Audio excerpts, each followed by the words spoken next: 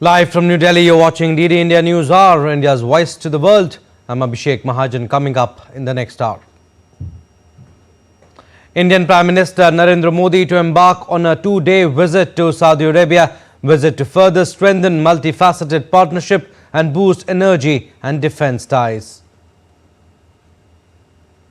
Prime Minister Narendra Modi says India and Saudi Arabia are working on a bilateral investment treaty, terms Saudi Arabia as one of India's most valued partners, trusted friend, strategic ally. US Vice President J.D. Vance holds talks with Prime Minister Modi in a heartwarming diplomatic exchange. Vance to visit Amir Fort near Jaipur today with family.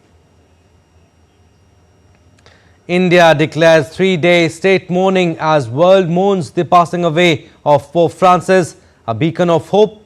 Tributes pour in from across the globe. Russian President Vladimir Putin says he is open to direct peace talks with Ukraine. Zelensky says Ukraine stands by truce offer on civilian targets. US to hold talks with Europe, Ukraine on Wednesday. US stocks and dollar plunge as Trump attacks Fed Chair Jerome Powell again, says US economy could slow down unless interest rates were lowered immediately.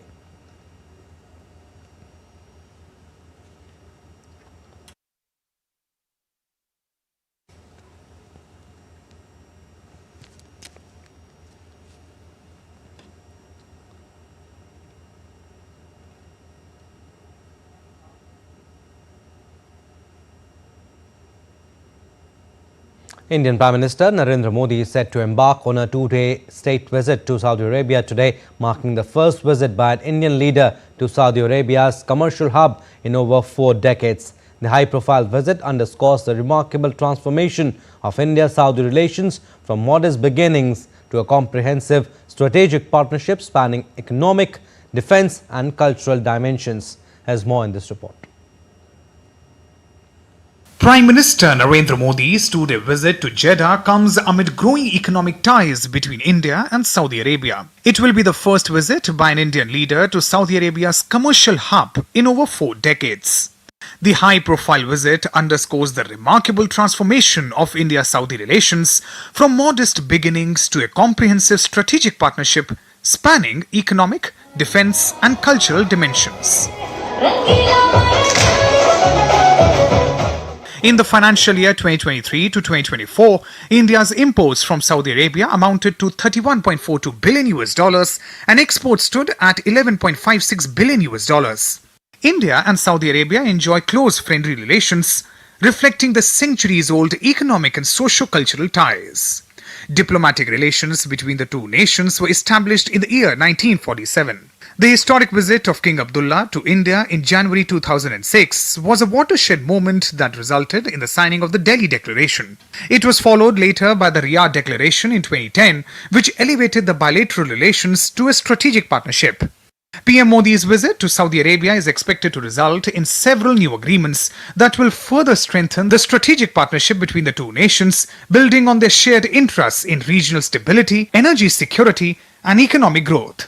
Prime Minister Narendra Modi's visit will be a milestone in taking India-Saudi relations to a new height in an era of geopolitics marked by Donald Trump's tariff shock, Beijing's Belt and Road Initiative debt trap conundrum, and the Russia-Ukraine standoff. The visit will also be an opportunity for the Indian and Saudi leadership to exchange views on the situation in Gaza and efforts to end the Israel-Hamas conflict.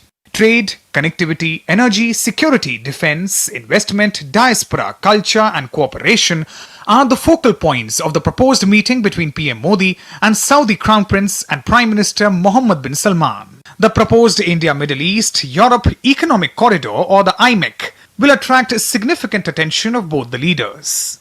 The IMEC underscores the growing economic and strategic convergence between India and the Middle East.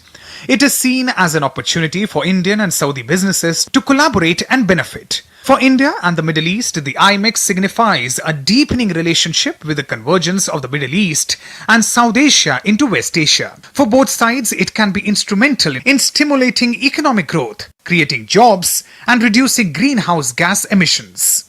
From Saudi Arabia and the UAE, it represents a diversification of partnerships between their roles as energy producers. India's trade ties with Saudi Arabia and the UAE are already substantial, and this corridor could further strengthen their economic integration. If the IMEC corridor materializes soon, it will give a huge boost to the kingdom's other entrepreneurship-driven ventures as well as the Neom City project, which will provide an alternate route to the troublesome Houthi-influenced Red Sea-Suez corridor. Indian investment in Saudi Arabia has increased significantly in recent years. These investments span diverse sectors including management and consultancy services, construction projects, telecommunications, information technology, financial services, software development, and pharmaceuticals. The Indian community in Saudi Arabia numbers at approximately 2.7 million and is a living bridge between the two countries. Bureau Report, DD, India. And in an exclusive interview with Arab News, Prime Minister Modi described the kingdom as a trusted friend and strategic ally, emphasizing how bilateral relations had expanded significantly since the creation of the Strategic Partnership Council in 2019.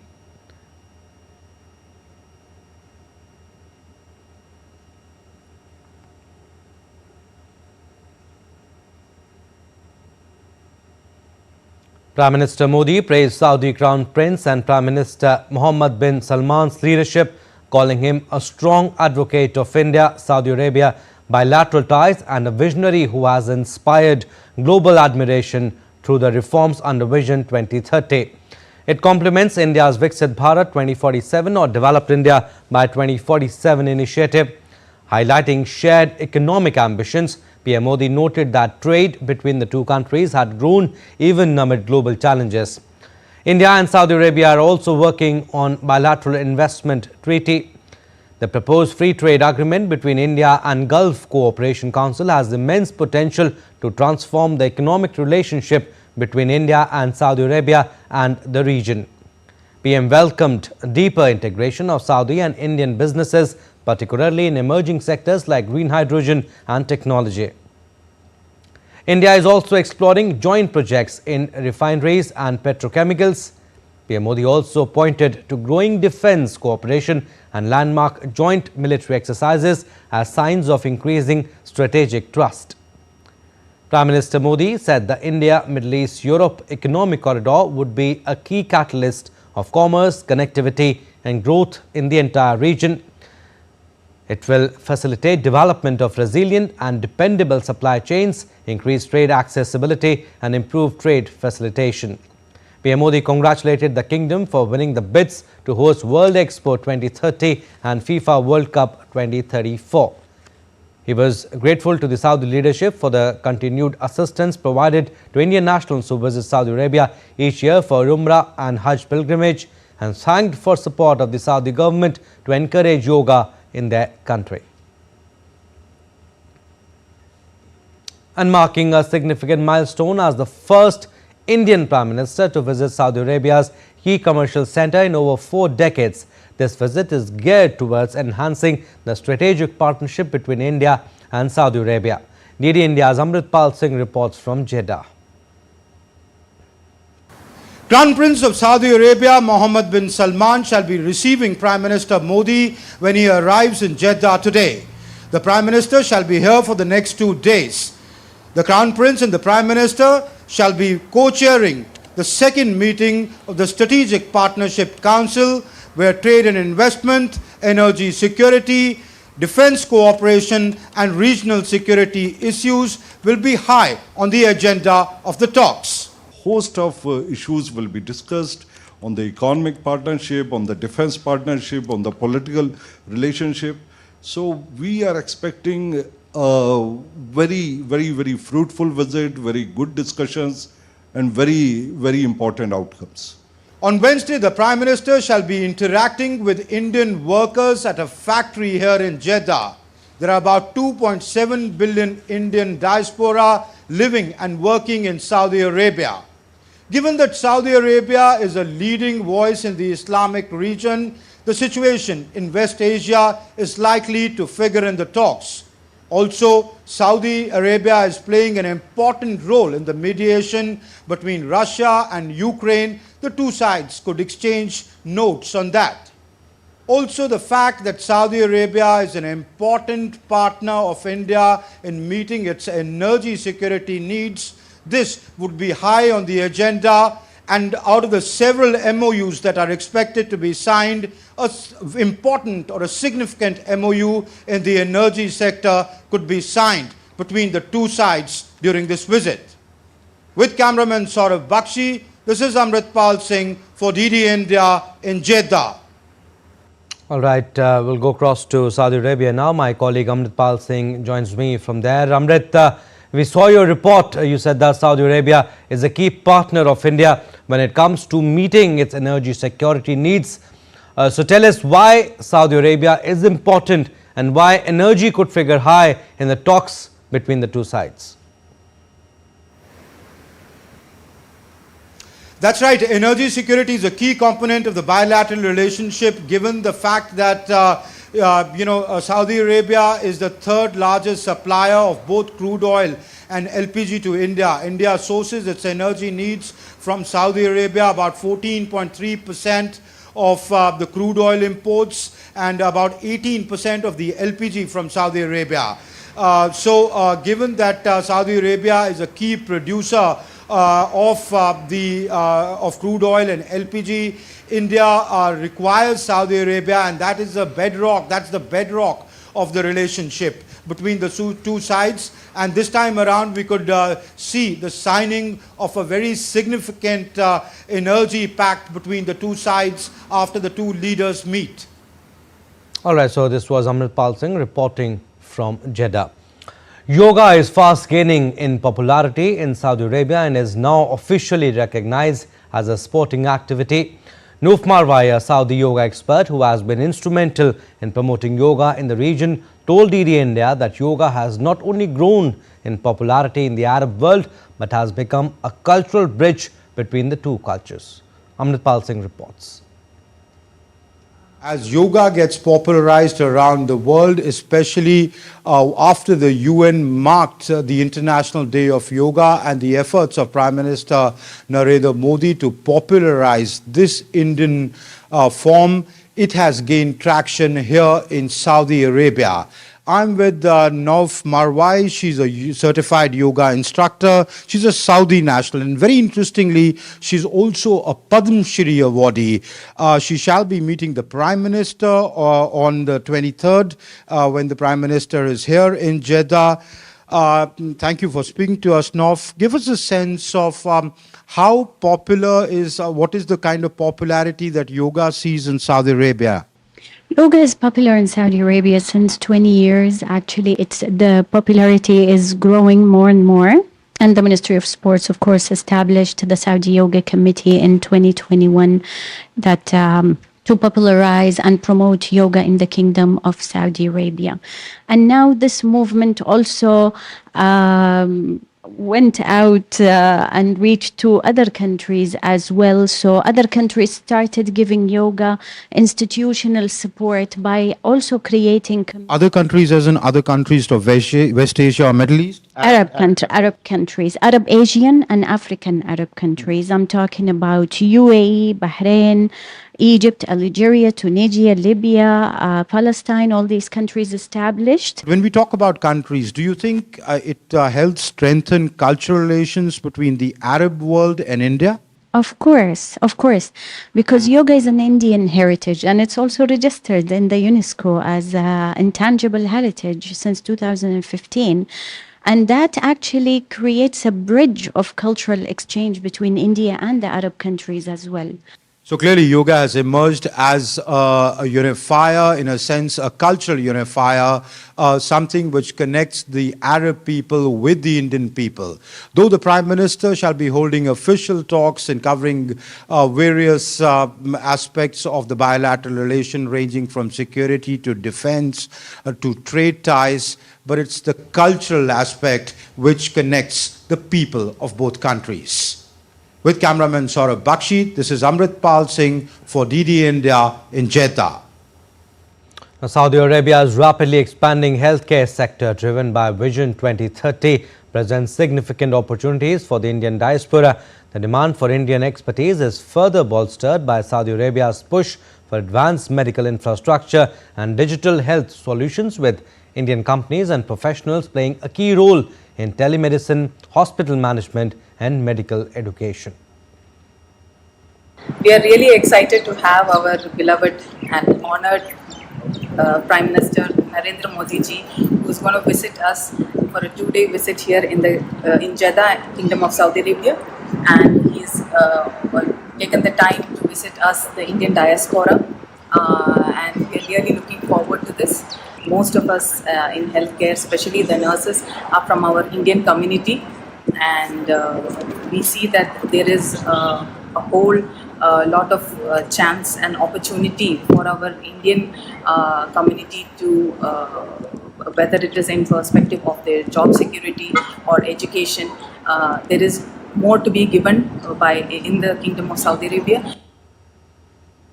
Still to come on this edition of DD India News Hour. Finance Minister Nirmala Sitharaman delivers keynote address at Hoover Institution on laying the foundations for a developed India by 2047. Who will be Pope Francis' successor? We'll try to understand the process of electing a new Pope. And the Joint Parliamentary Committee on One Nation, One Election to meet today.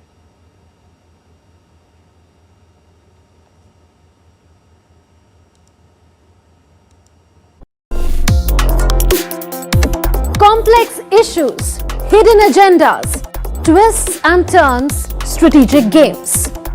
We think all dots are linked. We just need to connect them. Join me every week as I connect the dots to unravel hidden designs in statecraft, mysteries, and decode issues that matter to you. Watch Connecting the Dots with me at these times on DD India.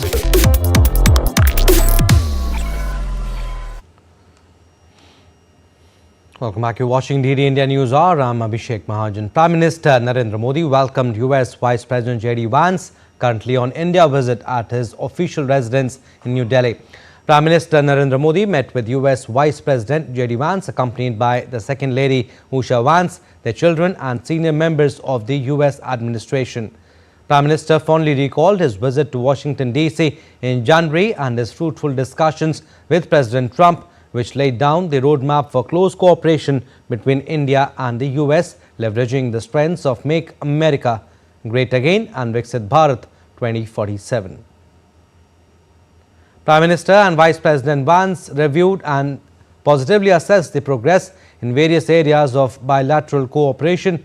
They welcomed the significant progress in the negotiations for a mutually beneficial India-US bilateral trade agreement focused on the welfare of the people of the two countries. Likewise, they noted continued efforts towards enhancing cooperation in energy, defense, strategic technologies and other areas. The two leaders also exchanged views on various regional and global issues of mutual interest and called for dialogue and diplomacy as the way forward. Prime Minister extended his best wishes to the Vice President, Second Lady and their children for a pleasant and productive stay in India. Prime Minister conveyed his warm greetings to President Trump and said that he looked forward to his visit to India later this year. Earlier, US Vice President J.D. Vance and his wife Usha, along with their children, visited Swaminarayan Akshardham Temple in New Delhi, their first stop in India, experiencing its majestic art, architecture and timeless values of faith, family and harmony.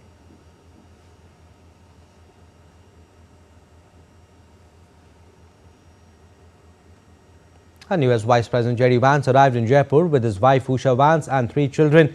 He will be in Jaipur till 24th of this month, and during this time he will visit many historical sites including Amer Fort and Jaipur City Palace. On his arrival at the Amer Palace, he will be accorded a traditional Rajasthani welcome. As is the tradition with the VIP visits, a Jodhpuri turban will also be tied as a welcome gesture. The Vance family will be treated to a puppet dance and folk music Foolproof security arrangements are in place for the visit of the US Vice President. Vance will address a business summit organized at the Rajasthan International Center on April 22nd, where he will share his views on India-US trade relations. Apart from this, he will also meet Chief Minister Bhajan Lal Sharma and Governor Haribhau Bagre. On 23rd April, J.D. Vance and family will go to Agra and visit Taj Mahal. After this, he will return to Jaipur and visit the City Palace. On April 24th, he will leave for Washington, D.C. from Jaipur. All right, my colleague Jessica Taneja is in Jaipur. She is joining me live from there. Good morning, Jessica. J.D. Vance met Prime Minister Narendra Modi last evening and is in Jaipur today. Tell us about the preparations that have been made to make his visit historic and memorable. What all has been planned? Well, a lot has been planned, as you already pointed out, in Jaipur, including the visit to the Amer Fort and, of course, being accorded the ceremonial welcome here in Rajasthan with all the, traditions in place. It's going to be interesting to see those visuals coming out later in the day, Abhishek, while we also wait for J.D. Vance's address at the Rajasthan International Center on the India-US ties and the momentum moving forward. You saw from the readout yesterday that US Vice President J.D. Vance also met with the Prime Minister, and the whole meeting, their kids also met with the Prime Minister at his residence, and perhaps a discussion on global and mutual issues as well that took place. Apart from that, both of them also discussed look at the relationship of India and the United States, especially when it comes to the current ties, which have been moving forward with a good momentum. And this visit is also coming at a time when the terms of reference for the potential negotiations of in trade and the final draft of the bilateral trade agreement and the finality of it, which we can expect before the fall, was also put out. Not the discussion or the details that took place between the Vice President and the Prime Minister, but between the two trade representatives of the United States and India. And this visit is also coinciding with Finance Minister Nirmala Sitharaman in United States for talks and meetings. So a great momentum overall to the relationship between the India and the United States. Both the countries are seeing an uptick in trade, approximately $190 billion in the last financial year. And they aim to make the bilateral trade $500 billion by 2030. And that's the vision behind the entire trade deal, bilateral trade agreement that both will finalize before this year ends, and hopefully the Quad Summit, if it were to take place before the year ends, would also see Donald Trump in India. All those details, of course, remain temporary at this point, where finalizations will be made at the end of it. But yes, with the looks of it, the relationship between the United States and India seems to continue to its momentum and would continue to enhance in the coming future. Also, Jessica, J.D. Vance and family, they toured Akshardham Temple in Delhi yesterday, visit iconic sites in Jaipur today and Agra tomorrow. But for many Indians, especially the Telugu-speaking community, you think this visit carries a deeper emotional significance, soft power that we talk about? Well, soft power certainly, because Vice President's wife, Usha Vance, is of course of Indian origin. Her parents are from South India. So of course there is a lot of interest and a lot of linkages as well when it comes to her Indian heritage. And with the way we saw both the children, three of the children in fact, in Indian attires when they arrived yesterday in New Delhi, and of course being accorded the ceremonial customs and seem to have been taking the entire trip well, and seem to have been enjoying their meeting with the Prime Minister as well. So of course, from the looks of it, this does of course looks like it is been a tour or a trip for the family, although with the significance that it does come as representation from the Donald Trump administration. But there has been a hint or two of personalization on this trip as well, and especially since it's J.D. Vance's first visit to New Delhi after being elected, and perhaps an important one from a Vice President of the United States in the last 10 years. All right, Jessica, we'll leave it at that. Thank you for your inputs. Finance Minister Nirmala Sitharaman is visiting US to participate in multilateral dialogues on various fora to showcase India's economic dynamism.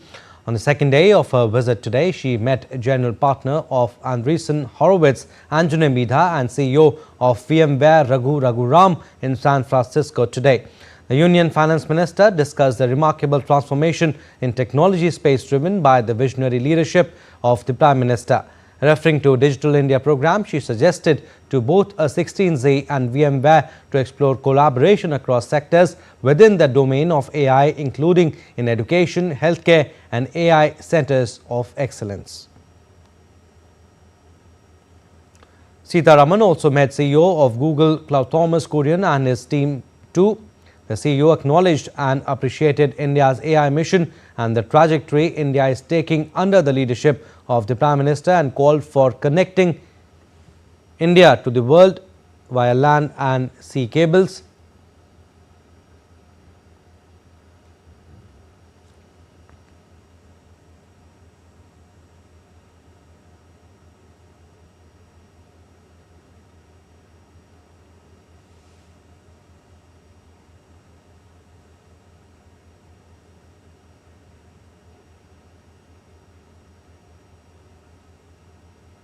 Later, at California's Stanford University, Finance Minister Sitharaman visited the Hoover Institution, where she delivered the keynote address on laying the foundations for a developed India by 2047. Addressing the gathering, Sitharaman stressed that India's journey to become a Viksit Bharat or developed India by 2047 is not merely an aspiration but a shared national mission powered by a vision for inclusive, sustainable and innovation-led growth.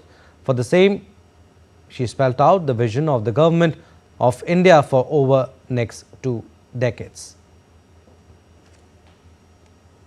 Domestically, over the next 2 decades, sustaining India's growth momentum calls for a fresh approach grounded in bold reforms, stronger domestic capacities, renewed institutional partnership, and adaptive strategies suited for the evolving global landscape. The last 2 union budgets have laid the groundwork for this transformation with a clear multi-sectoral policy agenda. The Joint Parliamentary Committee on One Nation, One Election to meet today. Suggestions will be collected and parliamentarians will review them. The last meeting of the JPC on March 25th and lasted for 5 hours. During this meeting, PP Chaudhary reiterated that one nation, one election was in the best interest of the nation. Pope Francis, the first Latin American leader of the Roman Catholic Church, passed away aged 88, making his final appearance on Easter Sunday before his death.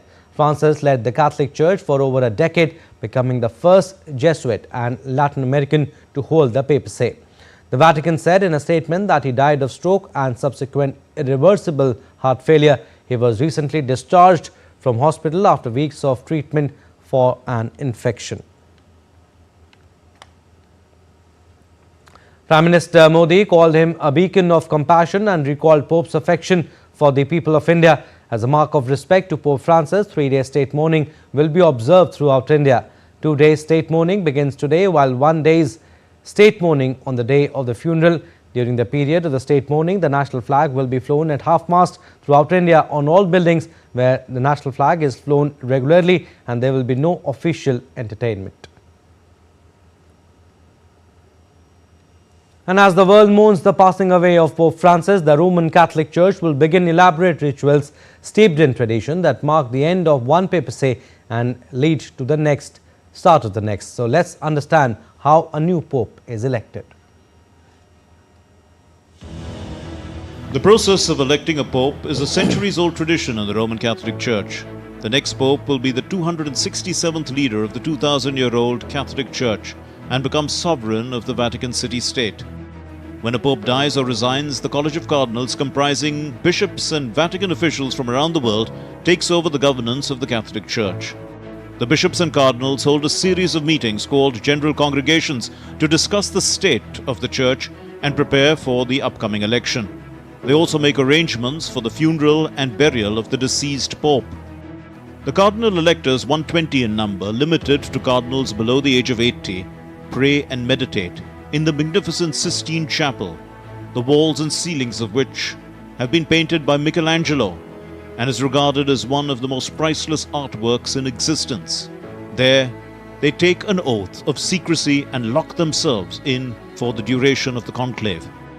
There are 4 Indian cardinals eligible to participate in the conclave. They are Cardinal Basilios Clemus Isaac Totunkal, Major Archbishop of Thiruvananthapuram of the Syro Malankara Rite, which is in communion with the Catholic Church. Cardinal Anthony Pula, Archbishop of Hyderabad. Cardinal Felipe Neri Antonio Sebastio de Rosario Farao, Archbishop of Goa. Cardinal George Jacob Kuvakard, who is in charge of inter-religious dialogue in the Vatican. Of the 120 cardinals, over 63% have been appointed by Pope Francis and are likely to continue with his reformist agenda in the Church. The others form part of a conservative movement that is protecting the centuries-old deposit of the Catholic faith. The cardinals vote by secret ballot. Eligo un summum pontificem. I elect the Most High Pontiff. They fold their ballots twice and drop them into a chalice. 4 rounds of balloting are held each day until a candidate receives a 2/3 majority. Once a candidate is elected, the ballots are burnt with chemicals that produce white smoke, signaling to the world that a new pope has been chosen. If no candidate is elected, the ballots are burned with chemicals that produce black smoke. Once a candidate is elected, he chooses a papal name and emerges onto the balcony of St. Peter's Basilica to bless the 1.5 billion Catholics. This ancient process is part of the enduring traditions of the Catholic Church. Bureau Report, DD India. Still to come on this edition of DD India News Hour. Harvard sues Trump administration over US federal funding cuts. South Sudan's military recaptures key town in Upper Nile state from rebels.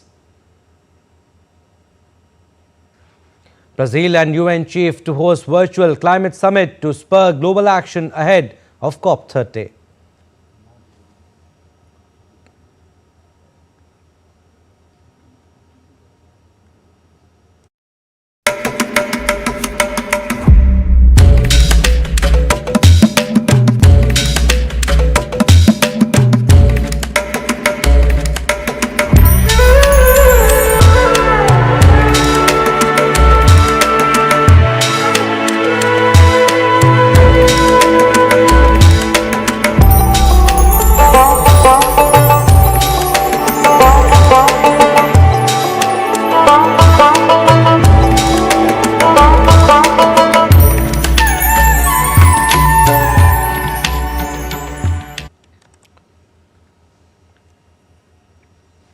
Welcome back. You're watching DD India News Hour. I'm Abhishek Mahajan. US stocks plunged on Monday as President Donald Trump escalated his attacks on Federal Reserve Chair Jerome Powell, sparking concerns over the central bank's independence. The move contributed to steep losses across all major indexes, especially the tech-heavy Nasdaq. Trump's criticism of Powell on Truth Social raised alarms, with the president calling for immediate interest rate cuts. Experts warn that political interference with the Fed could harm economic stability. Meanwhile, escalating US-China trade tensions added further uncertainty, fueling worries among investors. The S&P 500, Nasdaq and Dow Jones all posted significant losses. As earnings season heats up, investors are keeping a close eye on reports from major firms including Tesla and Alphabet.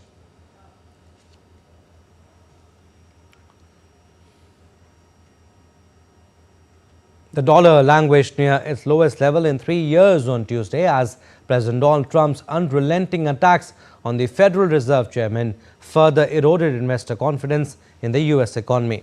The U.S. currency sagged close to the decade low reached the previous day against the Swiss franc and hovered near a 3.5-year trough versus the euro. Trump ramped up his criticism of Fed Chief Jerome Powell on Monday in a Truth Social post, calling him a major loser and demanding that he lower interest rates now or risk an economic slowdown. All right, my colleague Akshay Dongre joins me to talk more on this. Akshay, Trump has amped up attacks against the Fed chair, Jerome Powell, lately, pushing him to lower the interest rates, but Wall Street isn't taking the bait. Tell us how impractical or practical is lowering the interest rates? Well, it seems that the decision to lower the interest rate has become perhaps one of the most talked about economic problem tussle between the Federal Reserve and the United States President Donald Trump. It's not for the first time that he has personally attacked Jerome Powell, the chair of Federal Reserve, but it has happened in the past as well, where Jerome was asked to lower the interest rate, which he has not been doing as far as slowdown is concerned. Threats have been given by Donald Trump on multiple occasions for this particular purpose. So clearly, until and unless this problem gets solved and there is a consensus between the Federal Reserve and the President of the United States, clearly there cannot be any winners as far as the economic downturn of the U.S. is concerned. We have rightly mentioned that the dollar is plunging continuously. The U.S. markets are crashing. That's also because of the investors are losing trust in the country as a major market, along with a stable economy, with the president directly attacking the chair of the Federal Reserve.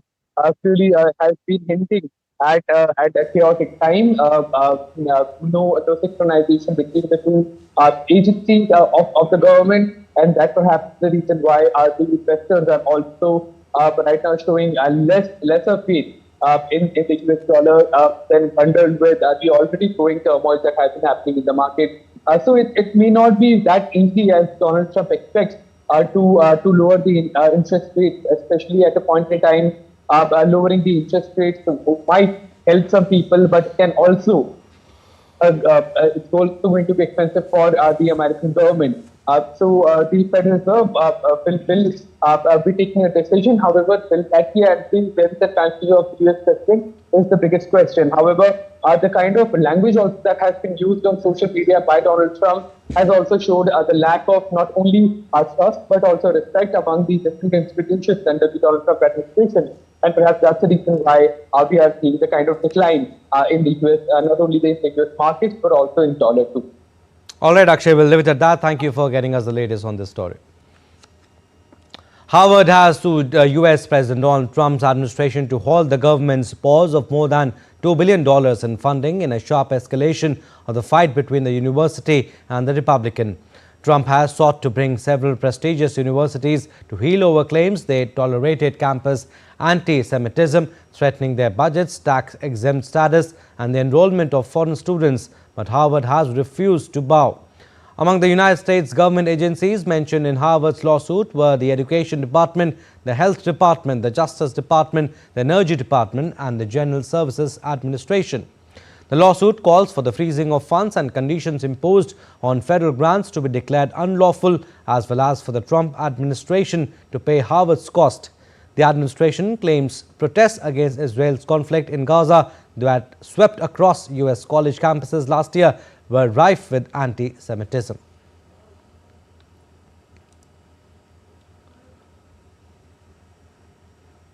Russian President Vladimir Putin proposed bilateral talks with Ukraine for the first time since the early days of the conflict, and his Ukrainian counterpart Volodymyr Zelensky said Kiev was eager to discuss a halt to attacks on civilian targets. Russia and Ukraine have said they are open to further ceasefires after a 30-hour Easter truce declared by Moscow at the weekend. Each side accused the other of violating it.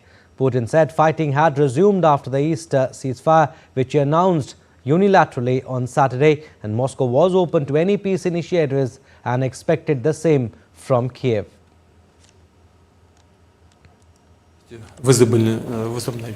Kiev regime is trying to seize the initiative and talk about expanding the time frame and the targets. But we must think about it and carefully assess everything and look at the results. If you paid attention, I said from the very beginning, when I met with the chief of the general staff, that we would see what the experience of the Easter truce would be like.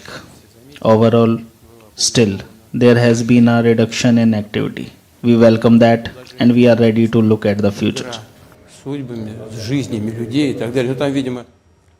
While Zelensky did not respond directly to Putin's proposal, he emphasized that Ukraine was ready for any conversation about a ceasefire that would stop strikes on civilians. Zelensky said Ukraine will take part in talks with the US and European countries on Wednesday in London. Today was almost entirely dedicated to working with partners in various formats. We are preparing meetings for Wednesday with partners from Europe, the UK, France, Germany and from the United States. These meetings can bring us closer to a ceasefire and a real, lasting peace. Ukrainian President Volodymyr Zelensky has accused Russia of carrying out nearly 3,000 violations of the Easter truce his Russian counterpart Vladimir Putin had announced. Zelensky said that Ukraine stood by its proposal for an end to attacks on civilian targets and was ready for any form of discussion to achieve it. Zelensky also said that Kyiv was sending a delegation to talks in London on Wednesday with Western countries on finding a resolution to the conflict with Russia.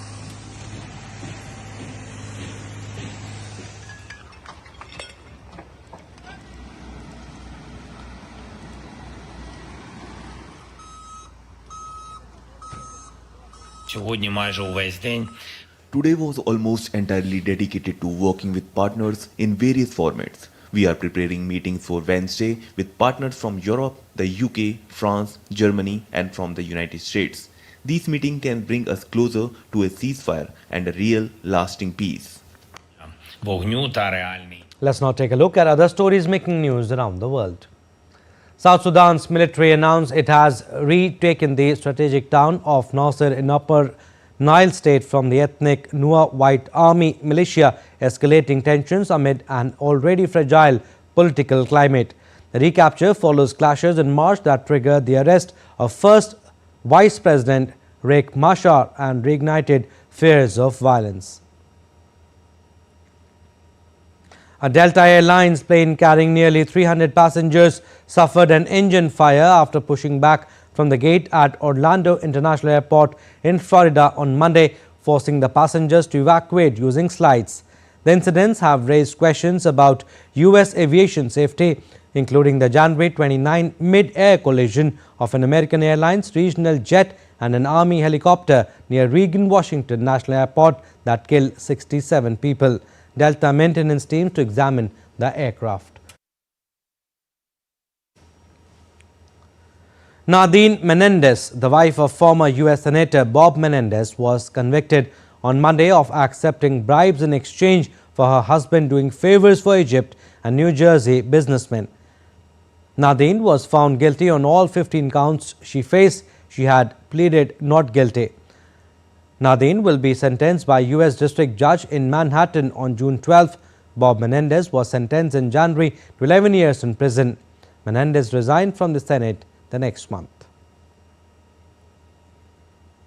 Brazilian President Lula da Silva will co-host a virtual summit with UN Secretary General Antonio Guterres on Wednesday to galvanize global momentum on climate action ahead of COP30 summit in Belém, the heart of the Amazon. The summit comes at a critical moment as many countries have yet to submit updated national climate strategies despite commitments made under the 2015 Paris Agreement that targets to limit global warming to 1.5 degrees Celsius above pre-industrial levels. Alright, still to come on this edition of DD India News Hour. Google settles Android Smart TV antitrust case with India's CCI. In tennis, unseeded Yelena Ostapenko beats world number 1 Aryna Sabalenka to win the Stuttgart Open. An International Mother Earth Day today, highlighting our shared role in protecting the environment.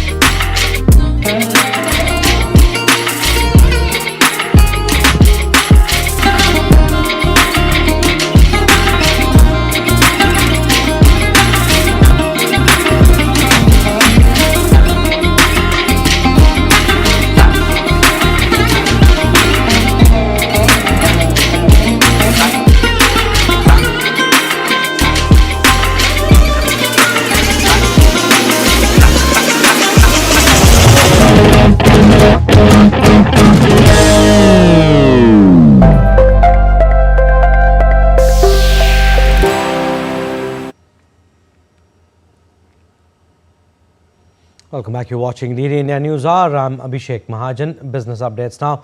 Alphabet's Google needs strong measures imposed on it to prevent it from using its artificial intelligence products to extend its dominance in online search, a U.S. Department of Justice attorney said as a trial in the historic antitrust case began on Monday.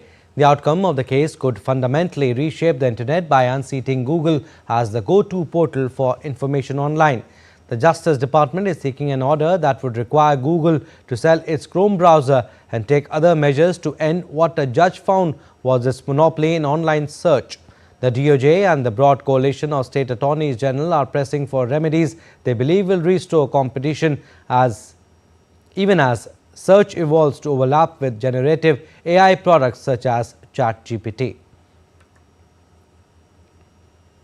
Saudi oil giant Aramco signed a joint development agreement with Chinese electric vehicle manufacturer BYD to explore collaboration in the development of new energy vehicle technologies. The agreement signed by Aramco unit Saudi Aramco Technologies company aims to enhance vehicle efficiency and environmental performance as the kingdom steps up efforts to transition towards cleaner mobility.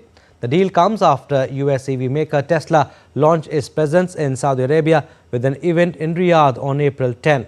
Saudi Arabia has set an ambitious target to increase electric vehicle adoption from 1% to 30% within 5 years. However, the kingdom faces infrastructure challenges with only 101 EV charging stations recorded as of 2024.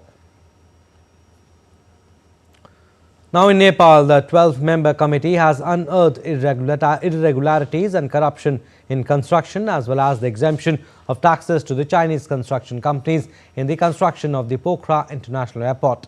In a report, the subcommittee formed by the House of Representatives Public Accounts Committee stated that a sum of around 14 billion Nepali rupees was embezzled in the development of physical infrastructure, equipment, runway and vicinity construction of the PIA project. The Pokhara International Airport was to be built for Rs 22 billion with a loan from the Export-Import Bank of China and was finally completed at a cost of approximately NPR 25 billion on December 29, 2022. Although the facility was officially launched in January 2023, the airport has not witnessed any regular international flights except a few chartered ones. The airport is part of China's Belt and Road Initiative and is expected to face repayment challenges.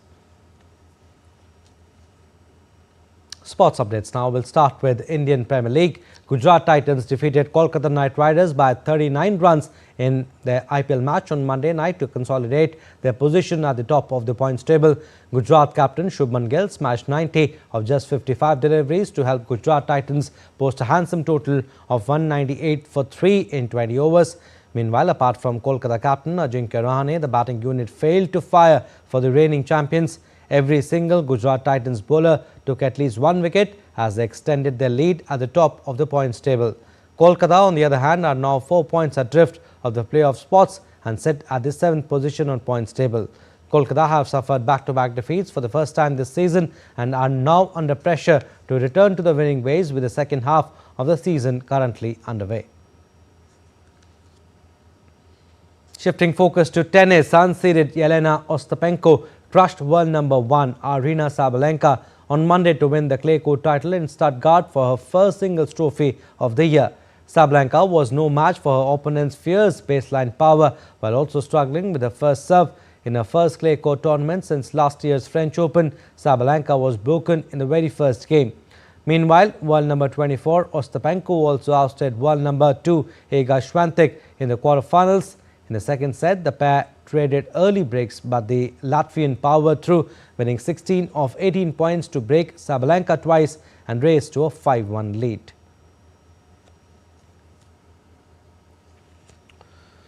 Now, sporting stars from around the world descended on Madrid on Monday for the 25th Laureus World Sports Awards. There was a strong tennis presence ahead of the ceremony with Carlos Alcaraz, Rafael Nadal, Novak Djokovic, Boris Becker and Stefanos Tsitsipas appearing on the red carpet.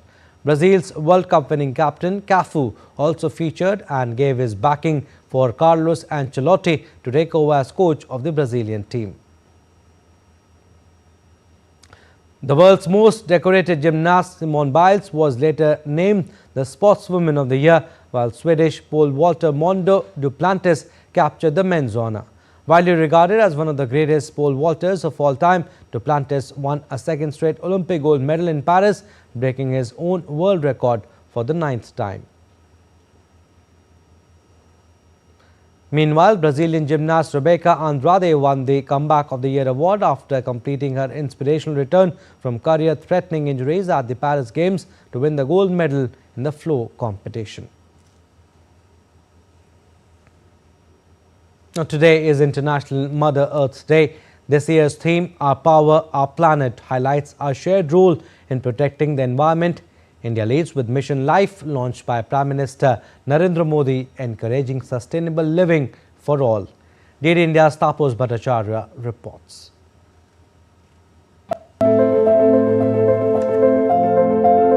April 22nd marks International Mother Earth Day. A global reminder that the Earth is not just our home, it's our shared responsibility. Declared by the United Nations in 2009, this day calls on humanity to protect the planet's delicate ecosystem and to act against climate change, biodiversity loss, and environmental degradation.